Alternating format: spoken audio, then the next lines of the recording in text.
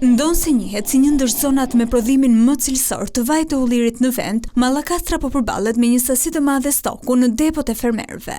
Sezoni që kaloi shënoi një prodhim të mbar dhe me cilësi të lartë, por mungesa e tregut bëri të pamundur shitjen e vajit të ullirit. Ne mbullëm tokën, e patëm grua e mirë se ase do kemi leverdina ulliri, hajde se do ta mbjellim ulli.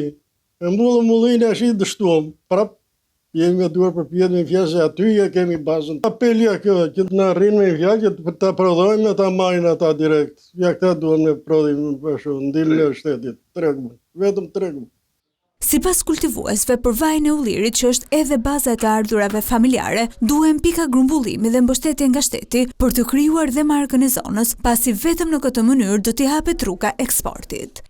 Në rast se s'do ketë tregje, do herë mbas here do degradoj çdo gjë dhe ne do ta lëm, nuk do punohet me, se punojnë kot. Pos e mori shteti për shembull që të lidhet me një firmë, edhe të vihet në fshatin ton ose në çdo fshat tjetër të Shqipërisë ku prodhohet ulliri, edhe të thotë që dua kaq kuntal ulli. Edhe kjo çmim ta di edhe populli, për shembull, po me 1000 lekë, 1000 lekë.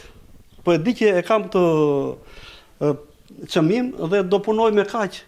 Po unë që punoj dhe nuk di se ku të e çoj këtë prodhim.